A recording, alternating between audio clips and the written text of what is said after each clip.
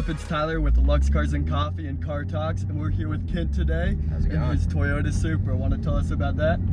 So this is my 2021 Toyota Supra. It's a Mark V. It is a 3.0, and I kind of have like the super basic mods on it. I've just got the intake, downpipe, and then the tune. This car really needed the intake because it sounds so much better with it. The thing that we'll probably hear inside of the car is also the intake sound. Oh, I hear it up there.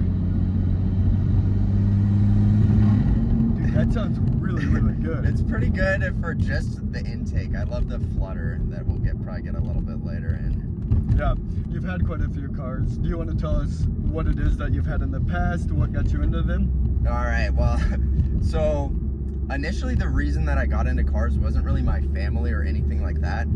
I just was turning 16. Yep. And my dad was gonna give me a little bit of money to buy my first car. It was like a $10,000 budget that I was looking at. Yeah. And stuff like that. And I just kept looking online at cars of different stuff that I could buy because I wanted something that was like gonna be fun and cool.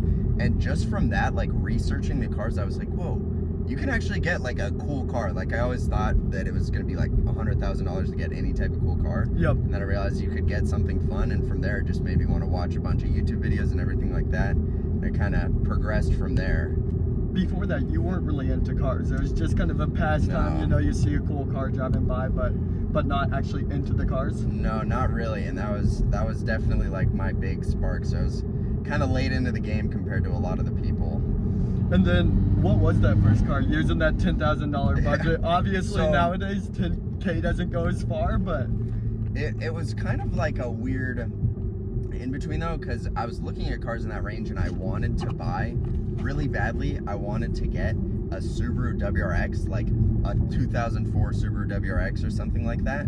But then my dad ended up wanting like my family to like share cars. So my first car that I ended up getting was a 2011 Audi A5 convertible, which was like, it's not a sports car or a car guy car by any means at all, but it also had like that 2.0T Audi engine. It's funny because I had an A4. Really? An A4 2.0 turbo, same thing. I mean, I straight piped that the day I got it. If you actually modify them, they can make good power and stuff like that too, but mine was stock. I did not have any money for mods at that point. So you grew up in Colorado. Yeah. What was it that you were doing out there once you got into cars? Because you recently moved out here to Arizona. You can't do anything there for cars. I would go to the once every 6 months car meet, and there'd be about 4 people in a parking lot, and they'd all have a Subaru WRX. Yep. That was it. But I didn't really start doing as much car stuff until my second car. Somebody crashed into that Audi and nearly totaled it. And then after that, I sold that car and I got my first actual sports car, which was a 2018 Subaru WRX STI Limited. That car was one of the cars that met my expectations the best out of any car. And even though it is like the super common car there, it was awesome. I loved that car, and that was the first car I like modified. And then me and my friends would just go and take videos and drive up the mountain and stuff, and that was kind of pushed further into the scene when I had that car for sure. And it's kind of interesting because I grew up in Seattle, similar climate where you wanted all-wheel drive. And that was pretty much what everybody went to, compared to out here where you want to have that rear-wheel drive fun car. Out there, it's how can you get the most power out of a practical daily driver? And actually, one of the reasons that I moved to Arizona was to be able to drive a rear-wheel drive car in general. Yeah. I love all-wheel drive, and I actually do prefer it over rear-wheel drive now that I've owned a couple of rear-wheel drive cars. But like it was just that you had to limit yourself to a car that wasn't that low. You had to limit yourself to a car that was all-wheel drive. So out there it really was the Evos and the Subaru WRXs, and that was kind of the whole scene. And so you're out there, you had that. What brought you over here to Arizona? You said rear-wheel drive, but I'm sure there's a little more to it. Yeah. Well, I hate the snow, and that was one of the big things is for 4 months of the year, you can't even have a fun car. The WRX, I had to put on snow tires, and I would barely make it up my driveway still. But my dad and my sister actually both went to ASU. And I was planning to go to ASU as well. I had enrolled in school there. But then I just didn't end up going to ASU because I would always come out here and I would see that there was cool cars, there was nice weather, there was pretty girls, and that was kind of like, I just wanted to be able to move out here because it had like some opportunity inside of that as a whole, and I had a full year that I could be outside and actually doing something. How old were you when you came out here? I was 18, 19 pretty much, and now I'm 23, so I've been here for about 5 years now. Yeah. So I did one class of community college, but after that I was living in an apartment with like 5 roommates at the start when I was here. Yep. And at that point, I was at a very bad point in my life as a whole. And then started doing more stuff on, I was already doing a lot of stuff on social media in high school and stuff like that. Yeah. I was growing social media, like repost pages for cars and stuff really? like that. Yeah. And then I kind of got into other cars, like I got my M4 and I started going to car meets and stuff like that. I moved into a studio apartment. And then when I really got into the car scene out here was when I bought my Audi R8 V10. That was like maybe a year after I had lived in Arizona. Yep. And that car, that was like the craziest thing for me because like six months before that, outside of like my rent, I was living off of like $500 a month. Exactly. So I was just like doing nothing, and then I went to an Audi R8, and then it was like the craziest experience for me because it was such a big jump from everything that it was like 3 months. I owned my M4 for maybe 3 months, and then I went straight to that, and that was a super big jump. So when you got the R8, was that from the income through the repost pages, or how'd you get there? So part of it was paid for by myself, but another part of it was that my parents were supporting me. So I kind of like so I used the M4 as a down payment, and then a little bit of my own money as a down payment, and then I was making the payments on my car, but then my parents were like covering my basic living expenses because I was still a 19-year-old kid, so they were paying for like my apartment and food and stuff like that. Exactly. And that was kind of like my big ability to be able to jump into one of those cars and do stuff like that, because I always dreamed of like having a supercar, being the influencer and stuff like that. And I actually got a really good deal on the Audi R8. It was in like the low 70,000s for a V10. Was it gated? No, it was a V10 single clutch, which kind of sucked, but didn't suck as much as a Lamborghini single clutch. Well, dude, you went from an M4 to an R8. Yeah. And at that point, I was like, I don't care at all. Exactly. It was also a convertible, which a lot of people hate on the convertible, but I think the Gen 1 with the roof down convertible looks better than the coupe. I mean, that's what we grew up on as kids, seeing the Gen 1 R8. That was the pinnacle. Iron Man, exactly. And so you have the R8 now. You're doing social media content. Were you growing the pages at the time, or was this the time when you transitioned into your content? Yeah, I was still growing pages at the time, and actually one of my like bigger pages that I was running at the time that had kind of dropped off a little bit in engagement, I turned that into a personal page. So I started posting my own content on that with my Audi R8, and I kind of like got known for that page for a couple of years here in Arizona. And with that page, what that allowed me to do was meet a bunch of other people in Arizona, and tell them that I like know how to do social media and stuff like that. And that got me the ability to start working with ITR Visuals and different production companies to do social media content for companies around here. And so then I started doing social media content and managing pages for like just local companies, anything from like a solar company to dealerships to rental companies and anything like that. Yeah. And how long ago is that? Like around 3 years ago, I would say that was. Okay, so you're right around 20. You've got the R8. You're doing all the social media stuff, and now you've made a business in a sense out of it at that point. And then, so obviously you're a younger guy. Being that you were 20 years old, working in that industry, was it pretty difficult kind of breaking the barrier with these people, or did you have enough accolades to get there? So my resume, so far as actual things that I've done, so far as views and companies I worked with and stuff like that, like definitely spoke for itself. I've done multiple billion views at this point. I've grown millions of followers on social media accounts and stuff like that. But the actual problem isn't really that or the age. It's just that so many people don't understand social media as a benefit. Exactly. A lot of the business owners will buy fake followers for their account, and that'll completely screw the engagement. A lot of the business owners will say, all right, well, I want to see results next week. Yep. I want to see results right now, but they don't understand that it's a snowball effect. So that's the thing, is that only a few of the companies long term would sign on, and if they didn't see crazy results in 3 months, then they would want to continue going because they were willing to last for the long run. Exactly. And then from there, that was about 3 years ago. When did you start really growing your personal brand? Because we got it was okay. kind of at that point, because Okay. my current that page that I was doing before then was Cars with Kent, and that Yep. had 200,000 followers on it as my wow. personal brand. Okay. Inside of that one. And then I started on TikTok, and in 2020 was still early TikTok. Yep. And I grew my account to 80,000 followers in 3 months. Wow. So Okay. like super quickly on that one, because it was so early in it and nobody was really making like personal brand content. But it was actually kind of at the end of the opposite of that I quit everything and I like, because I wanted to go back to school. So Yep. now I'm in school again. And then I had the Lamborghini and the GTR and this car at the same time, and I had a bunch of problems with both my Lamborghini and GTR, so I had to sell off those cars, and I completely stopped social media at that point as a whole. Yeah. So I stopped that personal brand, and whenever I would post again while I was working with the production companies, I realized that my engagement was like super bad just because I was so inconsistent. So that was the point that I kind of like stopped using that page, and then only at the start of this year I restarted my current personal brand, because I needed a big break from like doing content in a way. And you kind of skipped over that. So you had the R8, then Lamborghini GTR. Where did those fall into the picture and within the car ownership? So I bought the R8. I traded for the GTR, and Okay. I got terribly done on that one. It was way too high mileage.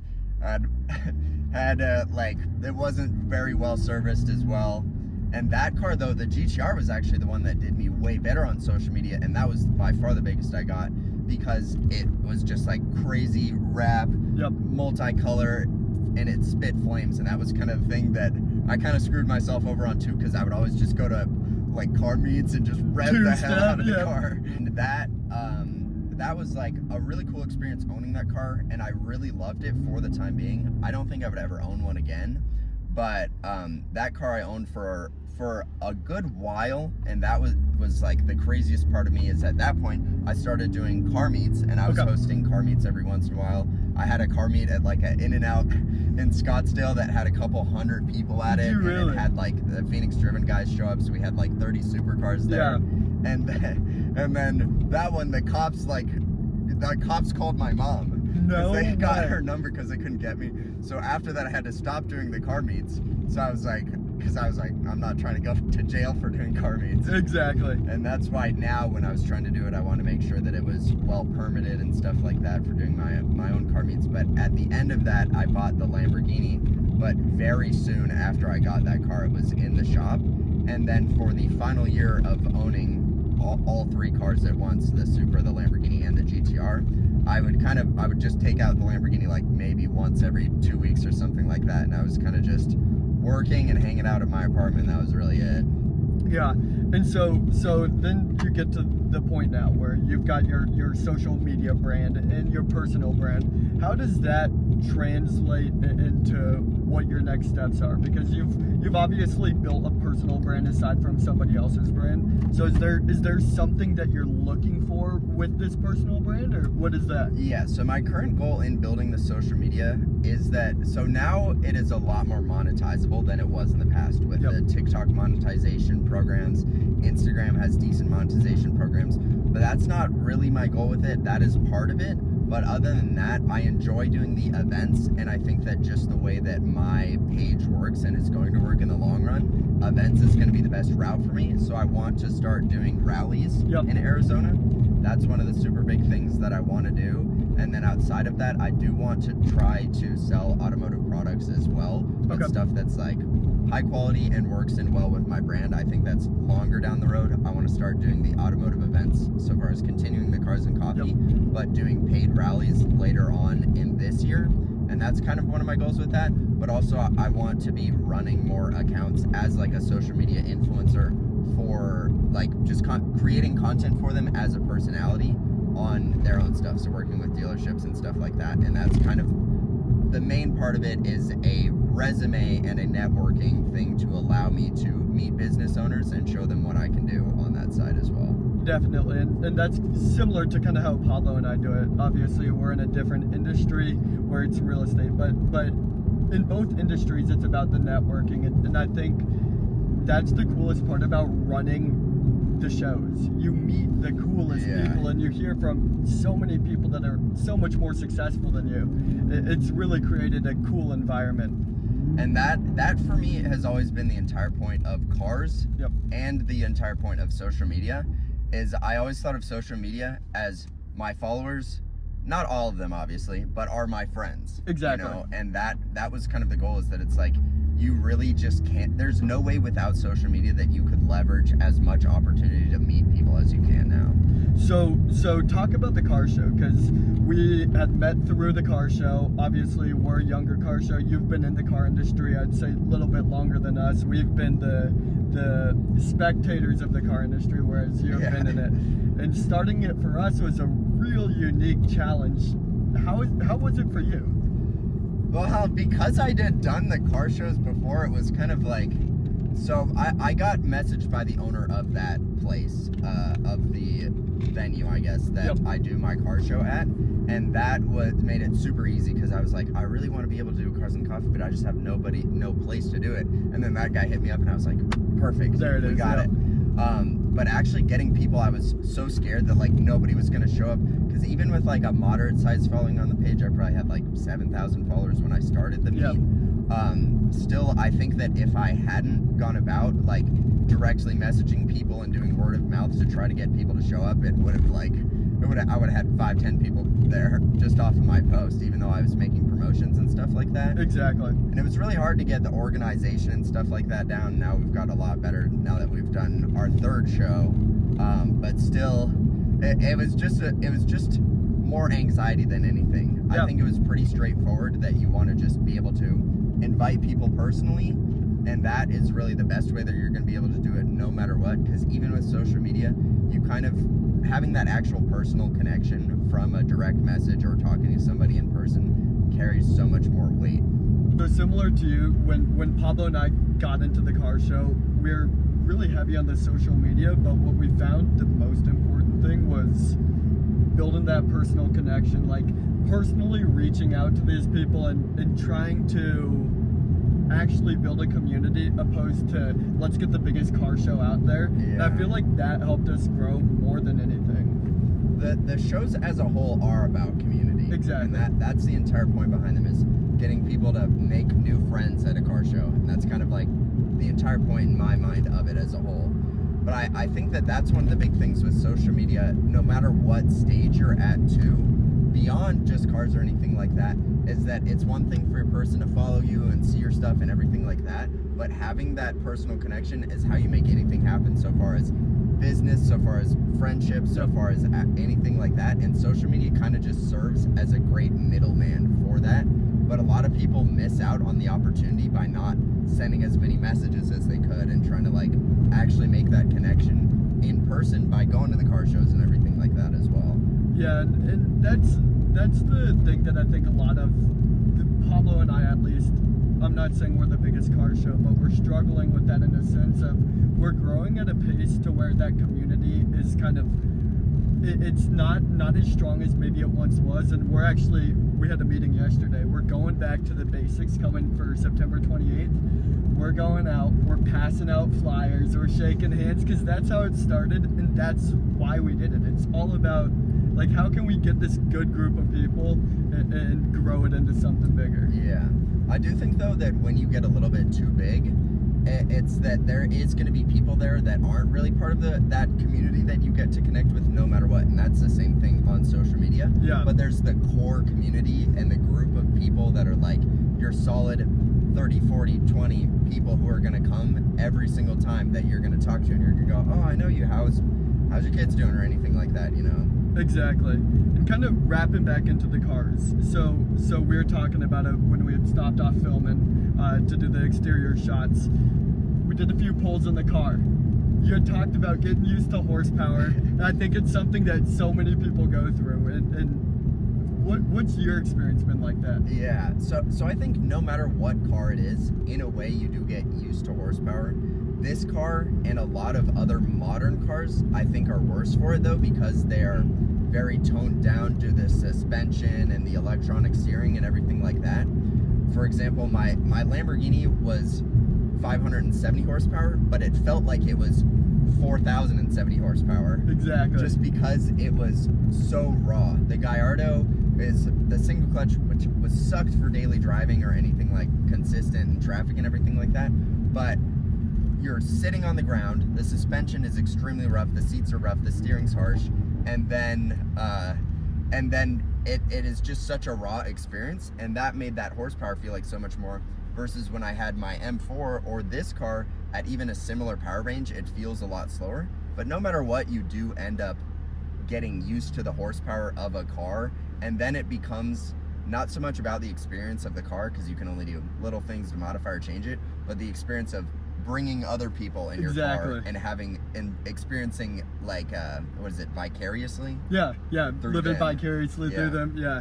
So talking about that, newer versus older. Let's say you had a budget to get any car. Are you going a newer car? Like, let's say, would you go Koenigsegg or would you go F40?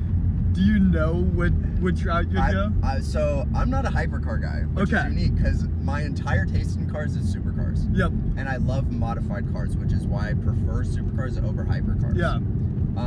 But I think the peak of cars has hit in the last 10 years. I think that was the best era of cars. I do think that classic cars kind of have their own experience and stuff like that.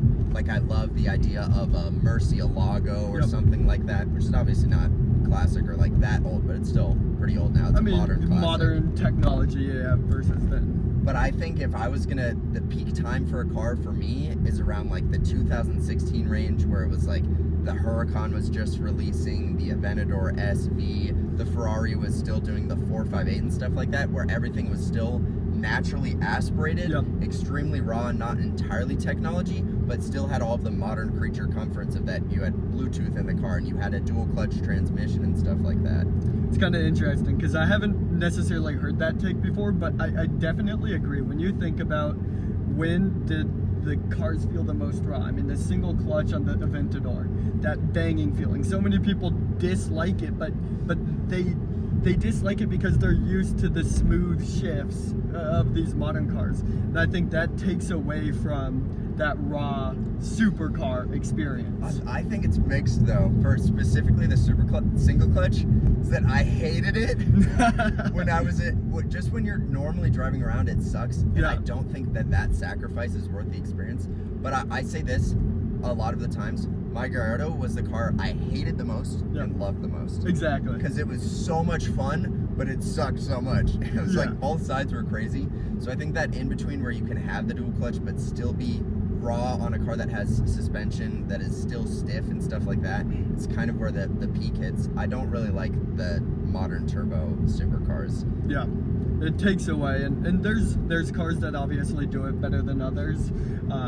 But kind of going into that, you had talked about it previously. You're really trying to transition into, you know, a bigger social media page, and then leverage that financially, building businesses.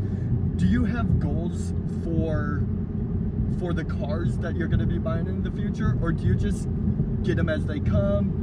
How does that work? I always come up with like a plan in a way that I'm always like, every single day I look at cars. Yeah. Just every car guy goes on Auto Trader pretty much and is looking for a car, even if they're not buying one. And I do have like a progression that I want to do. Yeah. And my ideal progression would be to do an AMG GT or a Gen 1 Audi R8 again, and then upgrade to probably a GT3 or a Gen 1 Audi R8.